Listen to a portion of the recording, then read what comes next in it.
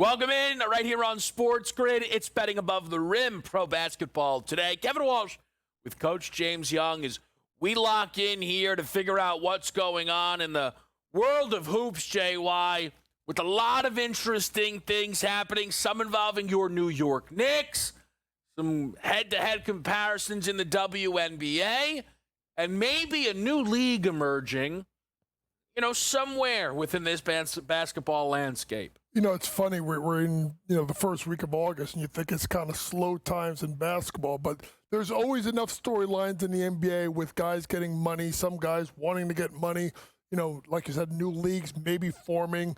Obviously, WNBA kind of getting into that back stretch this season. So, listen, we're here. I'm done. I'm ready. I had my coffee. I'm ready to roll. Let's do this. Yeah, let's get right into it then, and we'll start with the big news out of New York, which is Mikal Bridges signing his contract with the New York Knicks. And Mikal Bridges, all the reports suggest doing something similar to Jalen Brunson, where he did not maximize every single possible dollar in this situation. But it's not as if Mikal Bridges will be hurting for money here. 4 years, $150 million, does very well for himself, JY. Not put in a situation, I think we can agree, with the New York Knicks, where he was set up to show, hey, I can be the best player on a title team, or even really a number two guy on a title team.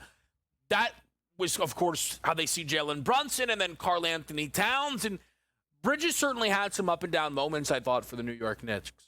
I also thought, if you were to say, hey, what were the two most positive, memorable plays for the Knicks during their postseason run, you could argue his two defensive plays against Boston. The Brunson shot against Detroit certainly comes to mind as well. But I thought Bridges stepped up in a big-time way for the Knicks. I also feel as if, JY, this deal was inevitable once they traded what they traded to get Mikal Bridges, his ties to, of course, their superstar in Jalen Brunson. Not surprised to see Bridges is staying in Nick. What did you make of this deal getting done? Well, number one, the fact that he took 4 for 150 instead of 4 for 156, or waiting till next year and getting a 5-year deal, just kind of helped the Knicks out in regards to avoiding that second apron. I think people understand that second apron is huge. Obviously, Jalen Brunson did it the year before, taking less money, going 4 years instead of 5. So it obviously gives the Knicks the ability to make moves.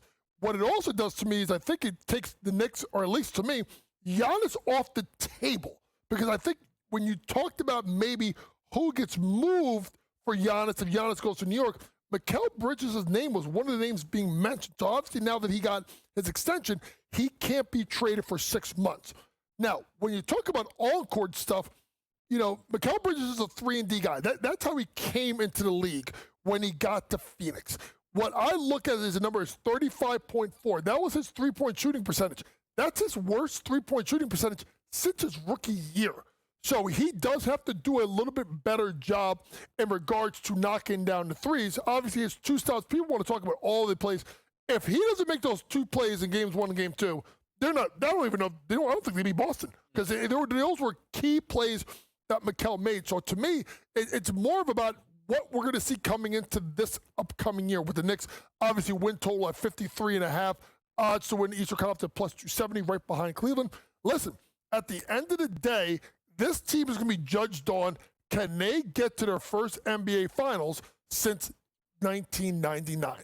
They took that step to get the Eastern Conference Finals. They bring in Mike Brown. And that's the last thing you want to talk about in New York is, how does Mike Brown change how they play? I think there's going to be less iso ball for Jalen Brunson. You're going to rely on other guys. Look at how De'Aaron Fox was used. Yes, he was, scored a lot, but still got people involved. And then there's the whole play of Karl Anthony Towns as paired to get Domantas Sabonis. I expect Cat to be more in that high post area.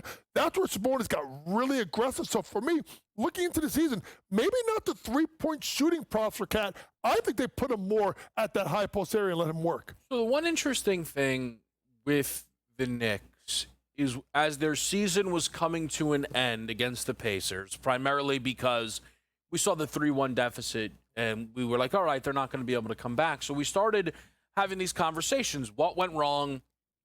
Who gets the blame? What are the issues for this team? And so much of it was about the defensive side of the ball.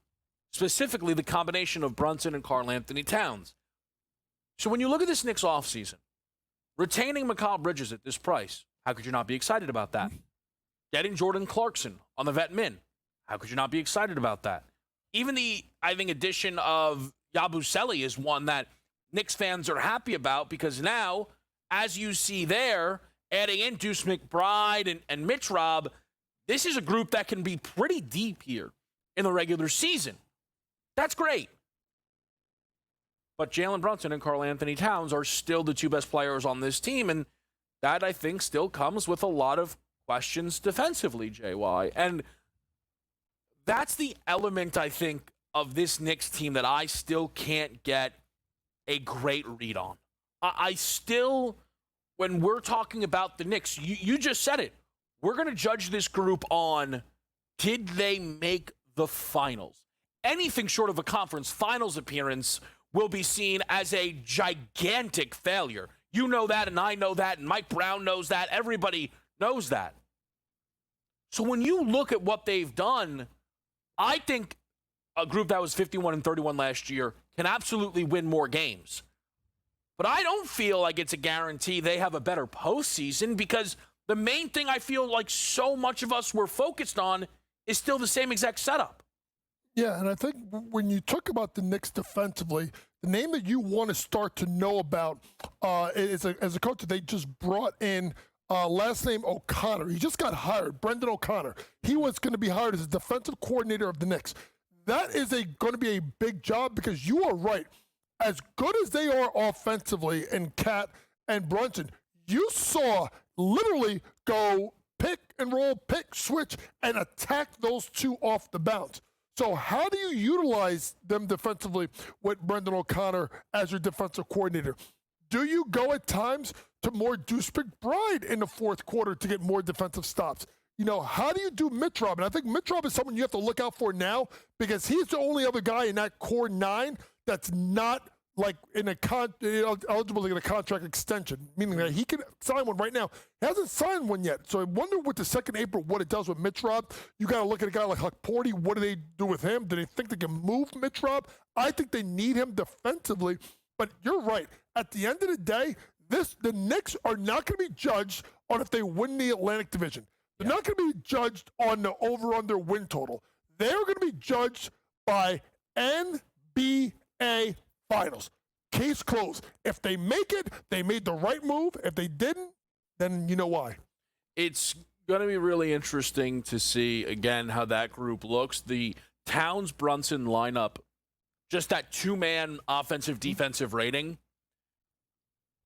The offensive rating is actually what took a big fall in the postseason, but it was the defensive rating that went up a little bit, and I feel like what a big spotlight was shown on it. It was above a 115 defensive rating, and that's why. And listen, that projected starting lineup there, I think, it's what most people would think.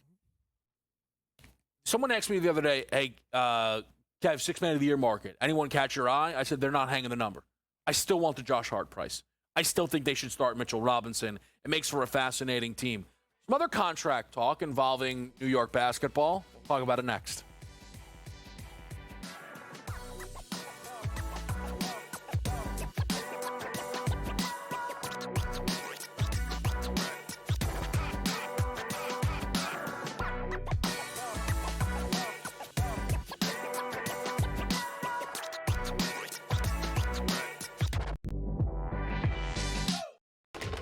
Enter into the magical world of McLuck.com, where even the smallest of spins can win real cash prizes. Adventure into over 1,000 of the best Vegas-style slot games. So what are you waiting for? Unlock your free welcome offer today. Join the fun where winners play and players win.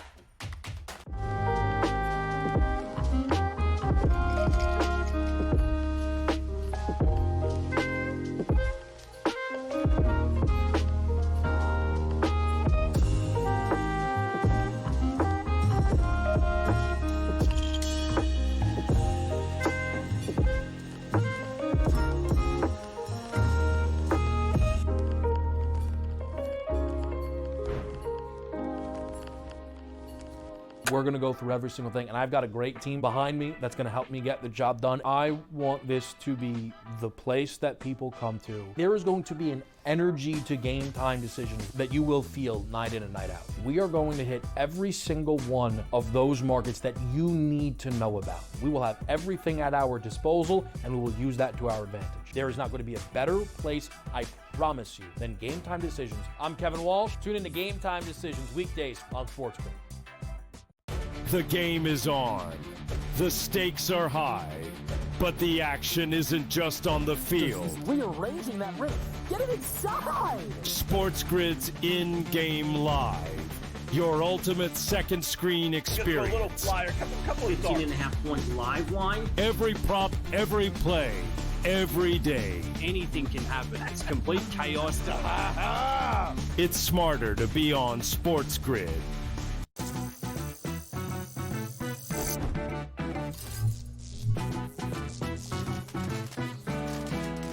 Did you know sportsbooks tend to draw up tighter bet lines for events that get even more bettors, like championship games or major matchups? My tip, try betting on less popular sports. You might have a better shot at beating those odds.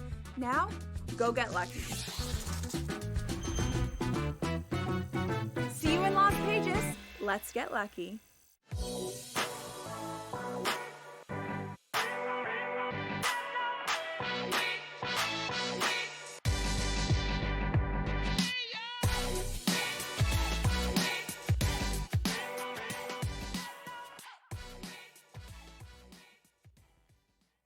Back to right here on SportsGrid, and Mikal Bridges and the Knicks get a nice and easy deal done. And there are a couple of players around this league who wish they were in that situation. Different circumstances, certainly. There are a trio of youngsters, JY, hoping to get paid legitimate high-level money. And right now, there's just not a lot of movement. Cam Thomas of the Brooklyn Nets, Jonathan Kuminga, the Golden State Warriors, and Josh Giddey of the Chicago Bulls. These are all restricted free agents. Even if they were unrestricted, this stuff would be tricky because there's just not a lot of money out there. The second apron has been a nightmare, quite frankly, I feel, and I think it could sooner than later be changed, but it's also, one, not something I would hold my breath for, and two, not going to change in time to impact what's currently going on for this trio of youngsters, JY. Of the three, which player's situation are you most interested in? To me, it's probably Kuminga because I think he may be the one that's going to be most likely maybe moved. And the weird thing about Jonathan Kuminga is does Steve Kerr even like the kid? That's my problem with this whole thing. Go ahead. You know, because it's like he was starting to begin the year. Then he came off the bench. Then he was in the doghouse. Then he played in the playoffs. Then he sat. Then he played. It's like musical chairs with this kid. So I don't know what they truly feel about Jonathan Kuminga, a guy that offensively is dynamic. Here is the problem with these three kids. The number is 2. There are only 2 teams that are under the salary cap for this upcoming year. One of them is Brooklyn. And they're only about $16 million. And then there's Utah, who literally is trying to lose every game because AJ DeBanza has got hops like Coach Young did back in about 1996. Holla at your boy. I don't got no proof for this, but I'm just telling y'all, Coach Young had hops back in the day. So to me, that's the issue here. And then you start looking at, like, as a coach, I'm like, all right, so how many guys are making, because the number I keep hearing is $30 million. Is that what they want to be paid? There are 57 players that are scheduled to make over $30 million this upcoming season. And if you start thinking about these guys, are they better than Derek White? Are they better than Devin Vassell? Are they better than John Collins? Are they better than Draymond Green? Are they better than Fred VanVleet? Are they better than Trey Murphy? Are they better than Mikal Bridges, who just got, obviously, the extension? Are they better than DeAndre Hunter? Are they better than Aaron Gordon? Are they better than a lot of these other, Malik Monk? Are they Josh Hart, Jared Allen, Norman Powell? All these guys make under $30 million a year.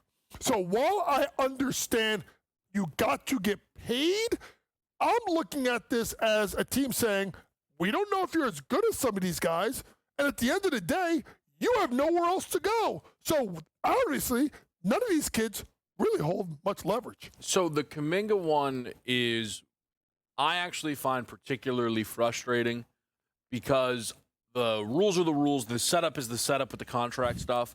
But this feels like what the Warriors are doing is so unfair. The Warriors have tanked Jonathan Kuminga's value. Mm-hmm. Steve Kerr has given up on Kuminga time and time again. If my memory is not shaken here, JY, Jonathan Kuminga is an NBA champion.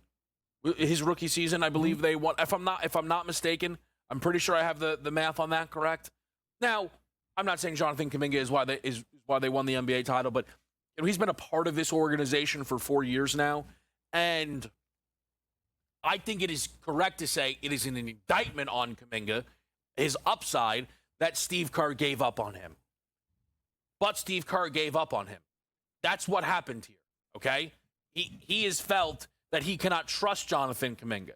This is a guy who he had to insert into his starting lineup due to the Steph Curry injury. And in the final 3 games against Minnesota scored 30, 23, and 26. Jonathan Kuminga can still perform. Steve Kerr doesn't trust him. They're holding Jonathan Kuminga ransom. The Phoenix Suns are very prepared to pay and start Kuminga. And you can bash Phoenix for that. I think it's an upside bet that they might as well take, quite frankly. And I'm not saying that anybody should be in love with a starting lineup of Kuminga, Booker, Green, probably Mark Williams, and I don't know, maybe Ryan Dunn for the defensive upside, whatever it might. But I understand. I'm not saying that, you should be running for Phoenix Suns futures. But Phoenix has the wiggle room to give this kid a chance, and they just aren't letting him out. The Cam Thomas one, the reason why Giddey is the Bulls just, I don't know what the Bulls are ever doing. And like the Bulls traded Caruso for Giddey. I don't really understand why the Bulls wouldn't just be trying to get this done. I feel like the Bulls want Josh Giddey, so it's all a little ridiculous. The Cam Thomas situation, I don't really understand what the Brooklyn Nets want. Cam Thomas averaged 22 and a half a game 2 seasons ago, and this past season was averaging 24 a game. As, by the way, a 23-year-old, when you average points than your age, that's usually a really good sign in the NBA. And I don't think Cam Thomas is wrong to want to be paid for that scoring upside. Jalen Green was given every single dollar by Houston, and it's as if the Brooklyn Nets are treating Cam Thomas like it's offensive that he wants to be paid by an organization, JY, that doesn't even have much talent on it. They don't got much talent. They ain't got no talent. I mean, let's call it what it is. And I think the thing about Cam Thomas is an absolute walking bucket. And I think the way he's handling it publicly is kind of like the wrong look. I think he is tired of being in Brooklyn, which it doesn't look great, but I don't blame him. Can I ask a question? Yeah. How does Sean Marks still have a job? Yeah. I mean, could someone DM me, let me know? Maybe I don't get it, but that guy has literally run that organization into the ground the last 5 years. I don't understand what their plan is. Like, I just feel like I never understand what they are going for in Brooklyn. Yeah, I guess so. But then Jody's too good for that, and you end up where do you end up? We go to Coach's Corner next.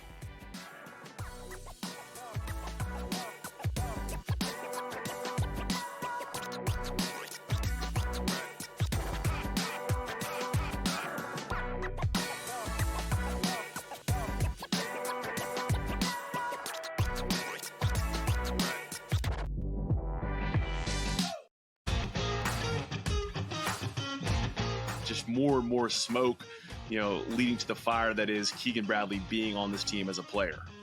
Yeah, I think we're all expecting it at this point. And, Keegan, he knows he can't play poorly in the playoffs. Like, he knows he needs to keep momentum going. And if he continues to play well, he's going to be on this team. The Smiley Show, only on SportsGrid. Christopher Sanchez of the Philadelphia Phillies is one of 3 Major League Baseball pitchers to have a 7-start span featuring an undefeated record, a sub-1.5 ERA, 50 or more innings pitched, 50 or more strikeouts, fewer than 5 walks, no more than 1 home run allowed. Fantasy sports today, only on SportsGrid. The game is on. The stakes are high. But the action isn't just on the field. He's rearranging that roof. Get it inside! SportsGrid's in-game live. Your ultimate second screen experience. A little flyer, couple 18.5 point live line. Every prop, every play, every day. Anything can happen. That's complete chaos. It's smarter to be on SportsGrid. One big problem for NBC, too many on-air cooks for the coverage, particularly on the weekends. Having 4 on-air teams separate time, divide the time, was really outrageous. You had Mike Tirico and his partner. You had Dan Hicks, NBC Sports' lead golf commentator, and his partner. You had Steve Sands from Golf Channel and his partner. And you had Terry Gann, who, by the way, if you don't know, is going to become an NBA play-by-play voice. Newswire, only on SportsGrid.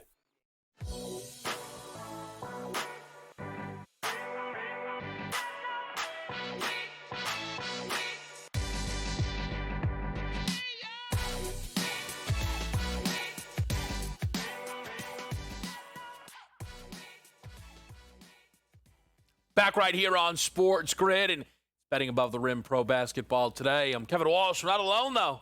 Coach James Young. Talking a lot of Coach of the Year odds, so we head over to Coach's Corner.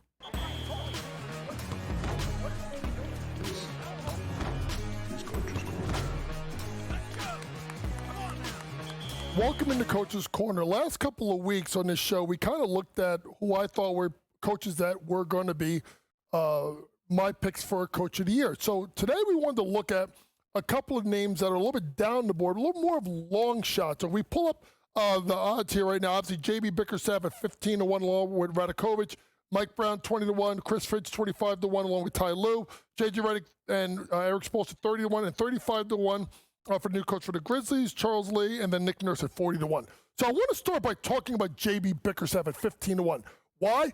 They were so bad the first half of the year. And the second half, they completely turned it on. Cade Cunningham turned himself, you could be arguably, into a top 20 player in the league. Their win total right now sits at 45.5 games, minus 360 to make the playoffs, plus 250 to miss. Why I like this team is if you think about the series they had versus the Knicks, right? They didn't have Jaden Ivey. They didn't have Stewart for a majority of the series, right? A guy like Ron Holland take the next step. Asor Thompson was dynamic defensively and offensively. Jalen Jordan's got to be more consistent. But, Kevin, I am very high on this Detroit Pistons team. I actually think that they could come in second place in the Central Division. The interesting thing for Detroit and then for J.B. Bickerstaff within the Coach of the Year odds, you cannot overstate how much Detroit beat expectations last year.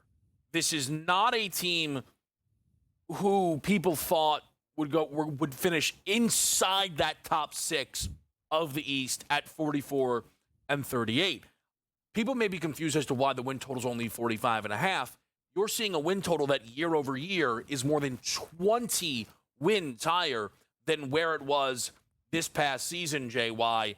Can the Pistons holding their level would be solid, but another step forward, and they certainly could be a part of that conversation. Who else, JY, down the board is catching your attention? Yeah, I'm going to look at Ty Lue and the Clippers because of the fact of this team. Now, obviously, their win total is at 49.5 net. I think they won 50 last year, so it's just basically holding firm. To me, when you look at this team, what a starting lineup of James Harden, Bradley Beal, Kawhi Leonard, John Collins, and Ivica Zubac, with a bench of Chris Paul, Chris Dunn, Derek Jones, Nick Batum, Brook Lopez, Bogdanovich, this is a deep team. Now, the problem with the Clippers is, well, can they stay healthy? to them right now, it's 49.5 wins, plus 350 to miss playoffs, minus 350 to make it. My bet I would be looking at is the Clippers to win the Pacific Division. That's a little bit at plus money. I think they're number one and number two is the Lakers. But if they stay healthy, I think the Clippers should be in play. And then if they're over at about 40, 53, 54 wins, you could be looking at Ty Lue for possibly Coach of the Year. It's really interesting how this Clippers team has set up their regular season where they are deep, no doubt about it. And I think it could result, we've talked about it here on the show, JY, in a lot of regular season success, which would then put Ty Lue in a good spot. The interesting thing is they might need to win 60 games to get him into legitimate consideration. Ty Lue was probably under-discussed last year in that Coach of the Year race when you think about how the Clippers were not seen as a team who were supposed to be in the postseason in the Western Conference. And it's not as if, Kawhi was healthier than we thought. That's not really how it played out. Ty Lue, an interesting name to watch. JY, is there one more name that is catching your attention down the board? Absolutely. And it's Nick Nurse at 40-1. When you look at this team in Philadelphia, obviously they had a rash of injuries, right? Maxey misses a ton of time. Joel Embiid, obviously Paul George. And their win total is at 41.5. Now, if you look at this team, that means you just got to get to 42 wins. Can they be above 500? If this man is healthy, they're going over this win total. And if you look at this team and the fact that what they're going to, when they sign Quentin Grimes, right? And they look at getting VJ Etchcombe, you get McCain back as well, who missed a ton of time. This team, to me, with Boston coming out, is the second best team in the Atlantic Division. And Nick Nurse is supposed to be regarded as a top 5 coach in the league. If they are healthy, I think they can find them way to about 48, 49 wins, and that'll put him in line for Coach of the Year. I think the fascinating thing with Philadelphia is what's healthy. Because JY isn't saying, well, if Embiid plays 80 games, so that's not happening. What is healthy for Philadelphia is a very real question. We're going to put some WNBA superstars side by side next.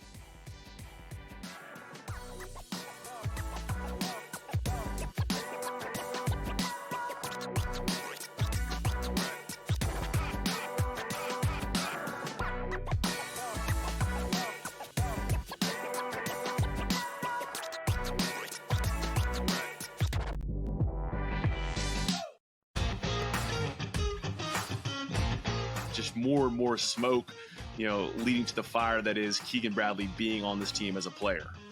Yeah, I think we're all expecting it at this point. And, Keegan, he knows he can't play poorly in the playoffs. Like, he knows he needs to keep momentum going. And if he continues to play well, he's going to be on this team. The Smiley Show, only on SportsGrid. Christopher Sanchez of the Philadelphia Phillies is one of 3 Major League Baseball pitchers to have a 7-start span featuring an undefeated record, a sub-1.5 ERA, 50 or more innings pitched, 50 or more strikeouts, fewer than 5 walks, no more than 1 home run allowed. Fantasy sports today, only on SportsGrid. The game is on. The stakes are high. But the action isn't just on the field. He's rearranging that ring. Get it inside! SportsGrid's in-game live. Your ultimate second screen experience. A little flyer, couple 18.5-point live line. Every prop, every play, every day. Anything can happen. That's complete chaos. It's smarter to be on SportsGrid. One big problem for NBC, too many on-air cooks for the coverage, particularly on the weekends. Having 4 on-air teams separate time, divide the time, was really outrageous. You had Mike Tirico and his partner. You had Dan Hicks, NBC Sports' lead golf commentator, and his partner. You had Steve Sands from Golf Channel and his partner. And you had Terry Gann, who, by the way, if you don't know, is going to become an NBA play-by-play voice. Newswire, only on SportsGrid.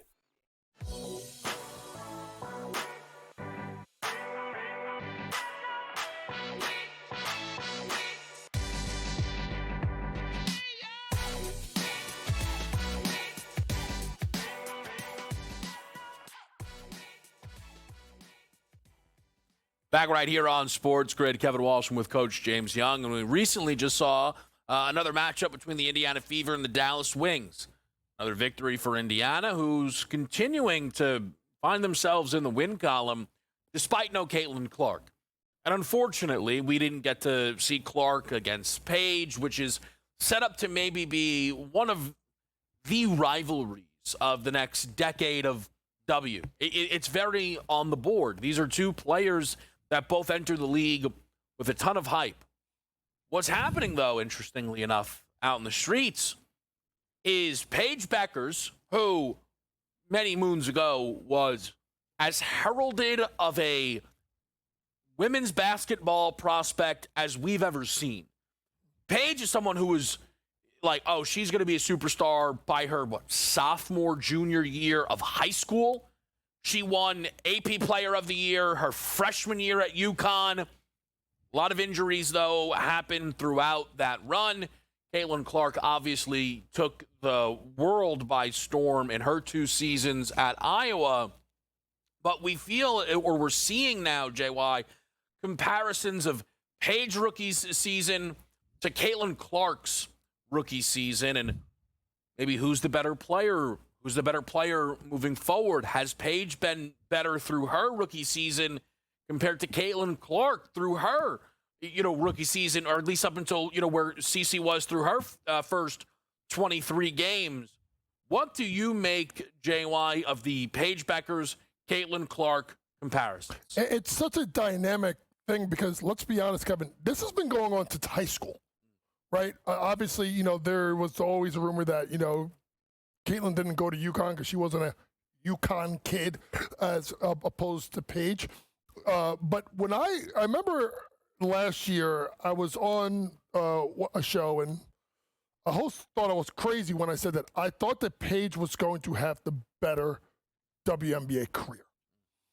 And I caught a lot of flack, even on social media with this. And I want people to understand this. This has never been a knock on Caitlin Clark. Because I think Caitlin Clark, and if you look by just the metrics of the numbers of her rookie year at 19.2 points, 8.4 assists in her rookie year, with a usage rate of 27.5%, or with a 17.5 PER, those are like ridiculous numbers, right? And even the elevation of getting that team into the playoffs. Now, when you go to the other side and you go to Paige, Paige does not have the numbers, especially with the assists, 18.2, less assists at 5.5, but the usage rate is higher at 29.2% with a PER at 20.5. So if you look at the numbers, and this is how it gets interesting, because it's like, what do you look at? Is it the numbers or is it the efficiency and the usage? Because if you look at the pure numbers, then it's Caitlin Clark, right? But if you look at efficiency and usage, then you go to Paige. But it's almost like splitting hairs. It's 1A, 1B.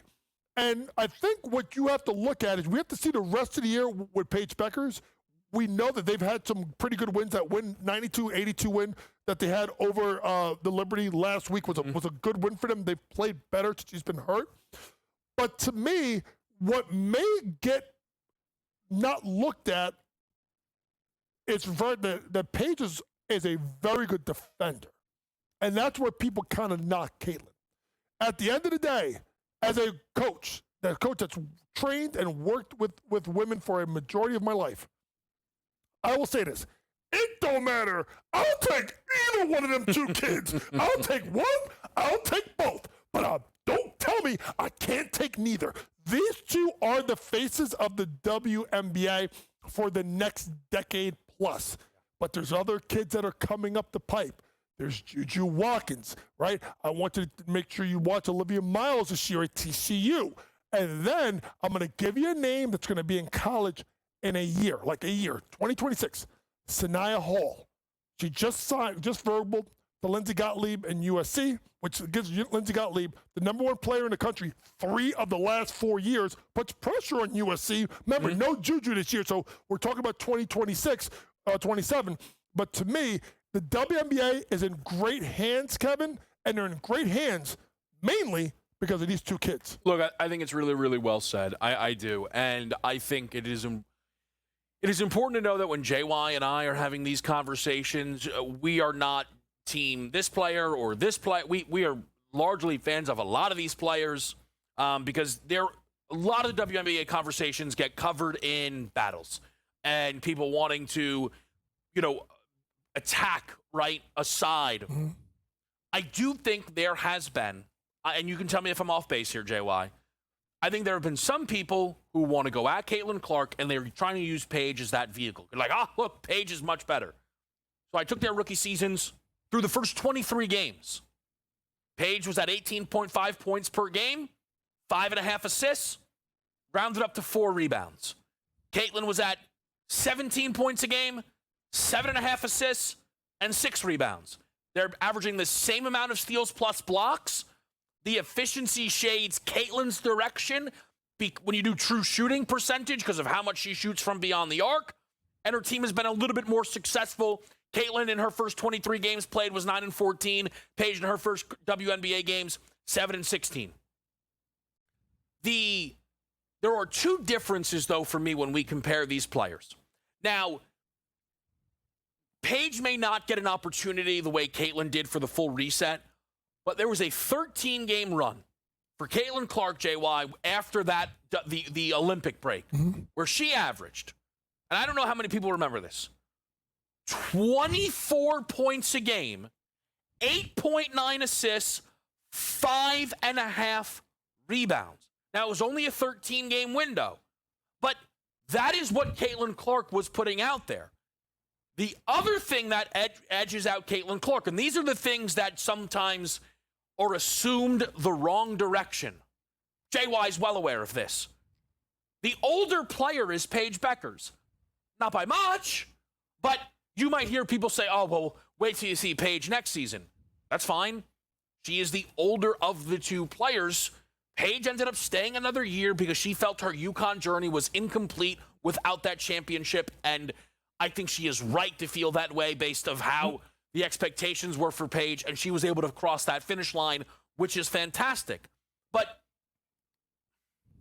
if you were to say, hey, who do you want next decade? Caitlin Clark, for me, no hesitation. None. I feel as if, JY, one of the reasons maybe this gets opened up a little bit more is because Caitlin Clark this season has taken a step backwards, certainly efficiency-wise, because Caitlin Clark, from returning from injury, 3-point shooting has been nightmarish after the first 2 games. We know it. We've talked about it. I think it's fair to suggest, because we've just seen too much of a sample size of her being effective, Caitlin Clark was playing more injured than we realized. I don't know when Caitlin Clark returns, but I know that when she does, she's going to be playing playoff basketball again, and we're going to see how ready she is to go for this Fever team. And I think there's 2 ways to look at it. And I don't think people understand how this works with the WNBA. These kids go from literally, Paige went from winning the national championship to being drafted 48 hours later to being in the WNBA. It's a little bit different. The Olympic break helped, but here's the key. Can Paige do a really good job in this second half of the year? That's when Caitlin Clark took off after the Olympic break. Mm-hmm. Now, obviously, Paige has been better as of late. Last game, 22 points last night versus Indiana. So we'll see what happens. But to me, their careers are going to be running like this. Honestly, folks, this is Magic Bird. Like, this is what they need at the WNBA. They got to capitalize on it. They got to do it the right way. But in order for this rivalry to be a rivalry, Paige had to find a way to bring up the Dallas Wings. Yeah, I think that is going to be a really interesting thing to watch. Could these 2 players eventually play in another league? We'll explain next right here on SportsGrid.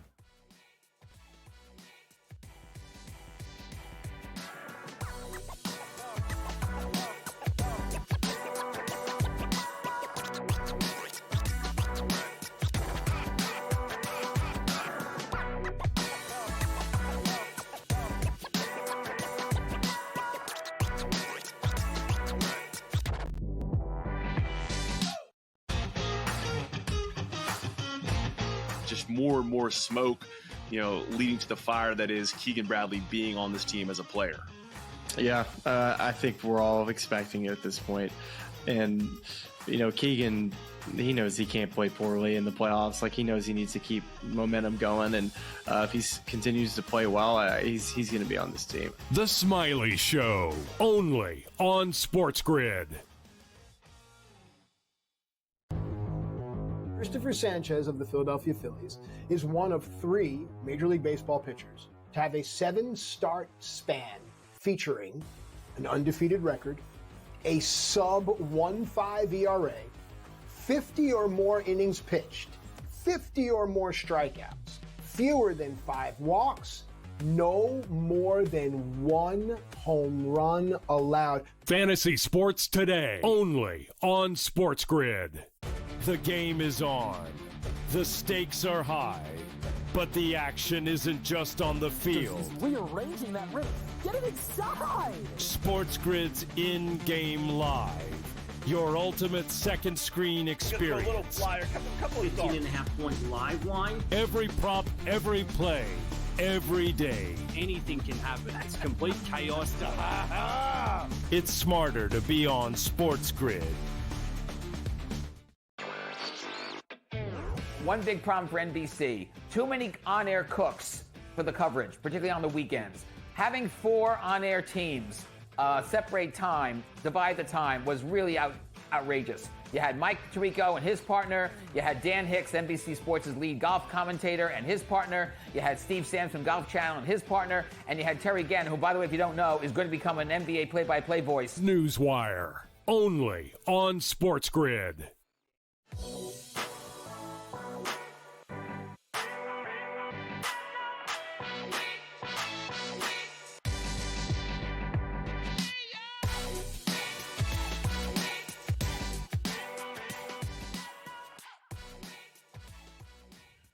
Back to right here on SportsGrid, betting above the rim, pro basketball today.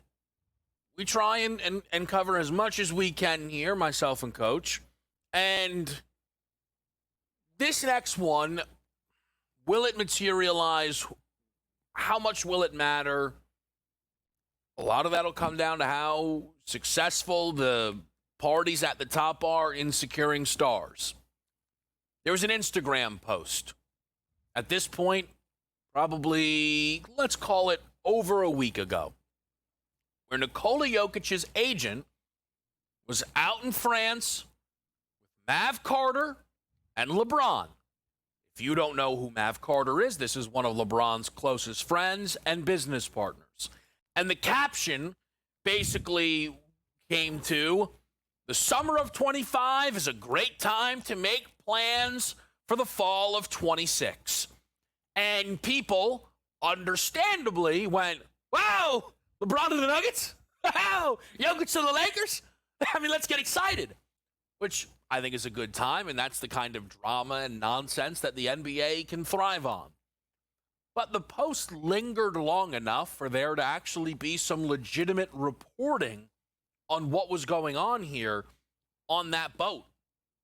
And what was going on was a meeting around a league that Mav Carter primarily is looking to lead, a global basketball league where some of the details have been reported by Front Office Sports.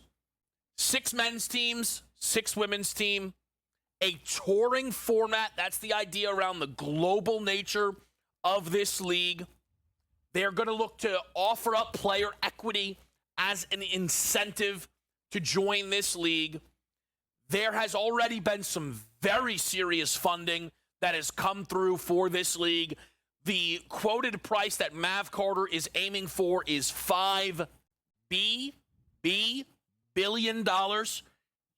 And Mav Carter is a very legitimate player. I would imagine most of you know, but this is not some, he's a random LeBron guy. Mav does a lot of business.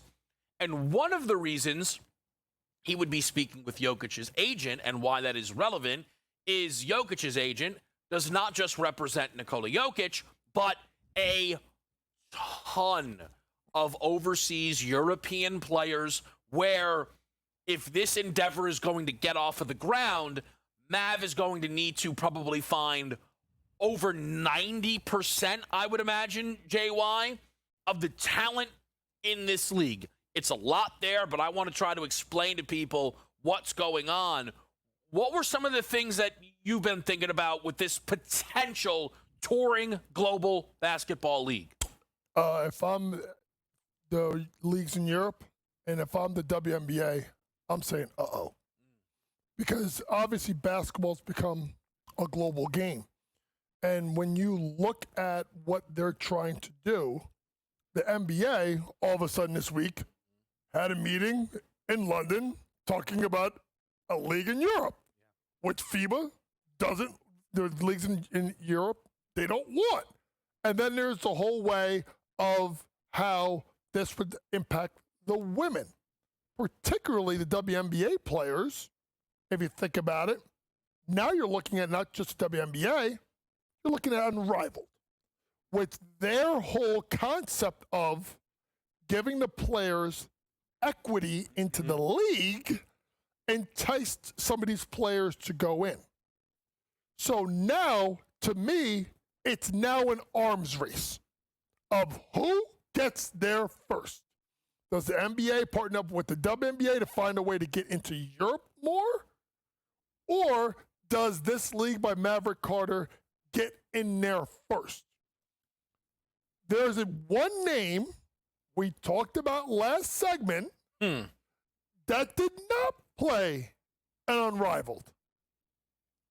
And that's Caitlin Clark. There's another name that did not play in the league last year, Asia Wilson. So now, it was funny, Kevin and I were talking about this earlier this week, a couple of days ago. And then we started putting it together.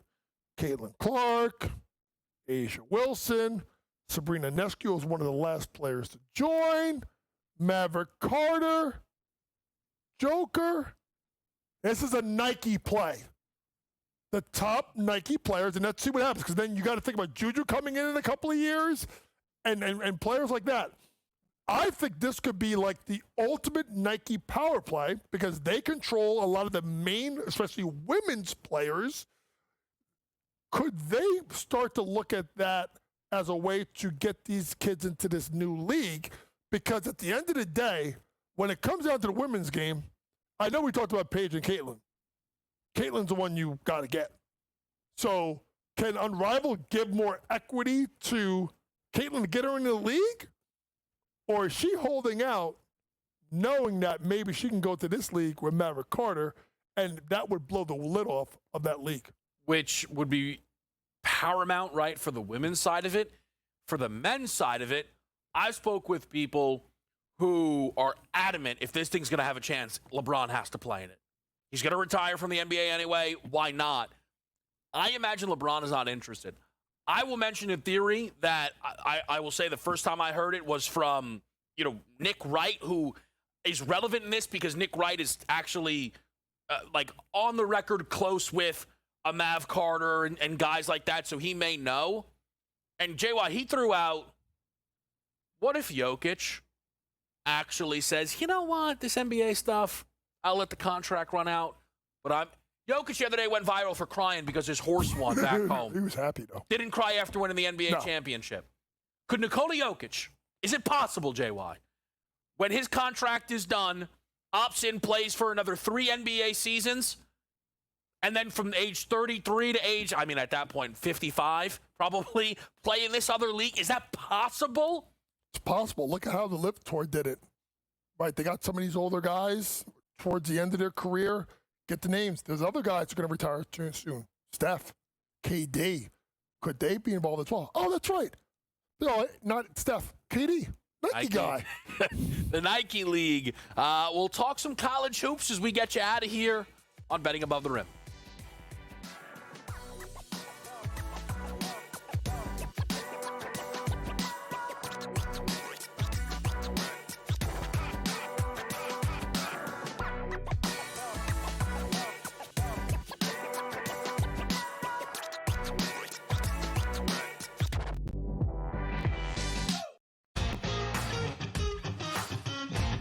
Just more and more smoke, leading to the fire that is Keegan Bradley being on this team as a player. Yeah, I think we're all expecting it at this point. And, Keegan, he knows he can't play poorly in the playoffs. Like, he knows he needs to keep momentum going. And if he continues to play well, he's going to be on this team. The Smiley Show, only on SportsGrid. Christopher Sanchez of the Philadelphia Phillies is one of 3 Major League Baseball pitchers to have a 7-start span featuring an undefeated record, a sub-1.5 ERA, 50 or more innings pitched, 50 or more strikeouts, fewer than 5 walks, no more than 1 home run allowed. Fantasy sports today, only on SportsGrid. The game is on. The stakes are high. But the action isn't just on the field. Rearranging that ring. Get it inside! SportsGrid's in-game live. Your ultimate second screen experience. Just a little flyer, couple 18.5-point live line. Every prop, every play, every day. Anything can happen. That's complete chaos. It's smarter to be on SportsGrid. One big problem for NBC, too many on-air cooks for the coverage, particularly on the weekends. Having 4 on-air teams separate time, divide the time, was really outrageous. You had Mike Tirico and his partner. You had Dan Hicks, NBC Sports' lead golf commentator, and his partner. You had Steve Sams from Golf Channel and his partner. And you had Terry Gann, who, by the way, if you don't know, is going to become an NBA play-by-play voice. Newswire, only on SportsGrid.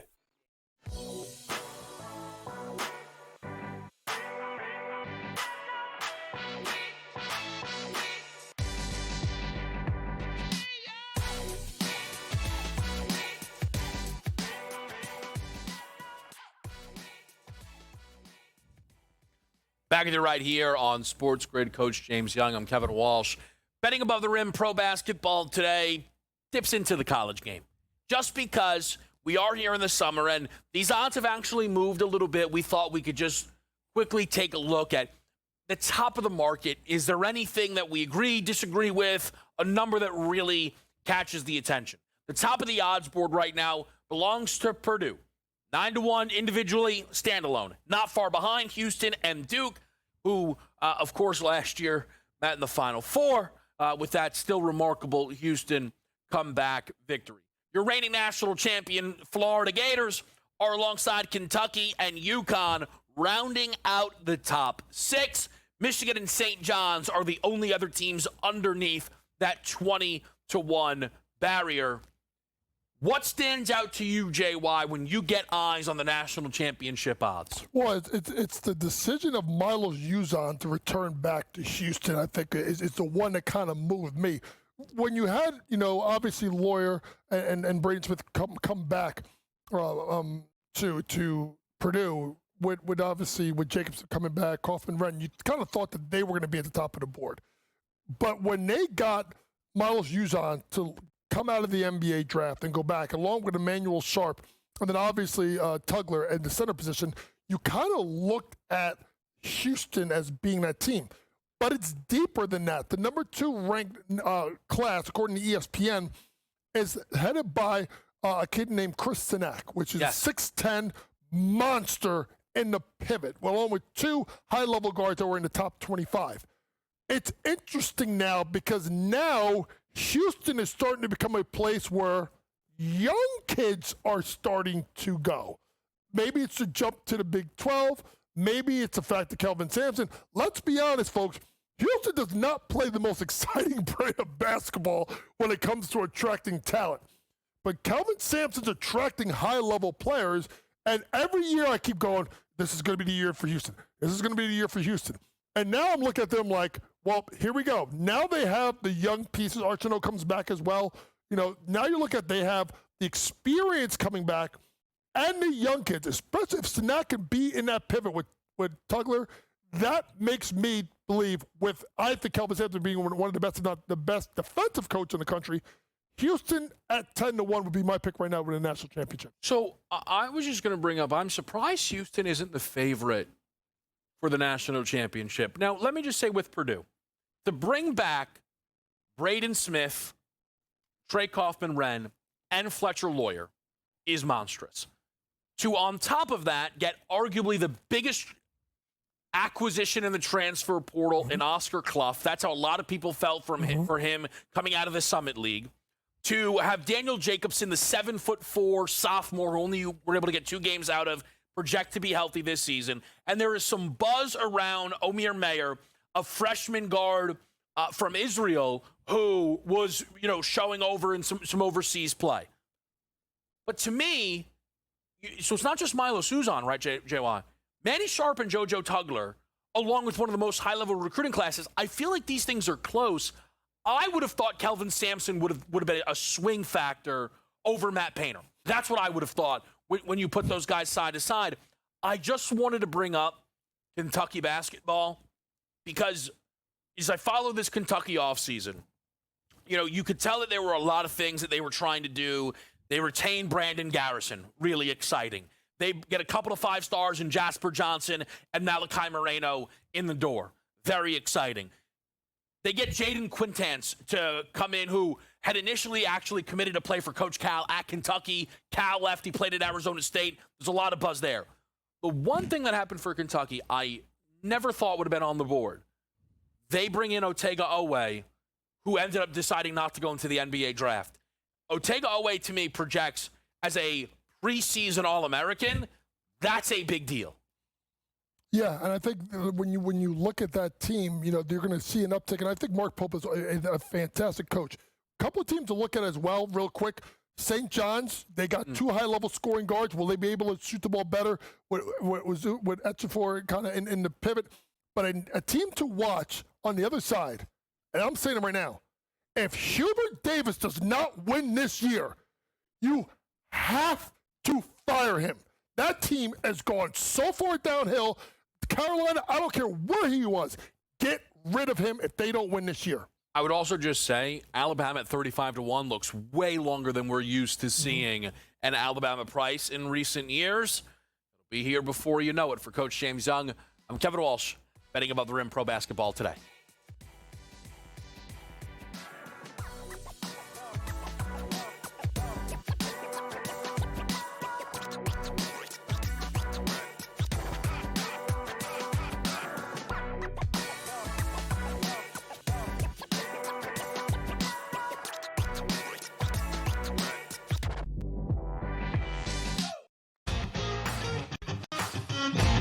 Joaquin Neiman wins for the 5th time on the Live Golf Tour.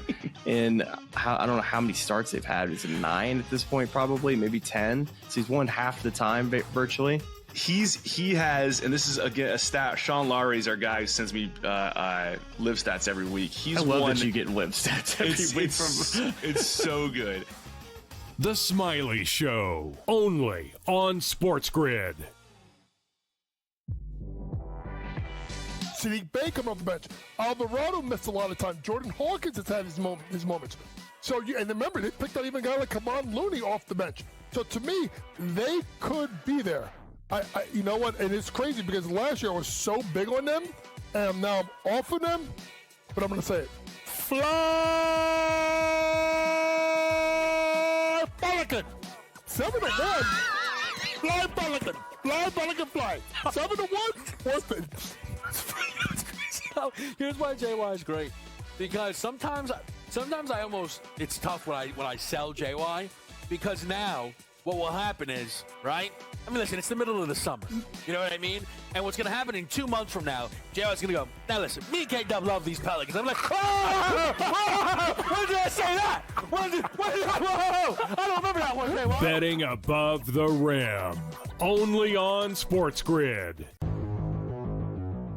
So I drafted Aaron Jones in my dynasty league, but he's like my 4th running back, to let you know that people don't really believe in him. And by the way, when you play in a dynasty league, I always play to win this year. I don't worry about next year. I want to win now. Flags fly forever. I'll worry about next year.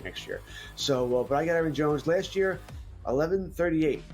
So he's going to drop that down by almost 50% not to get this total here.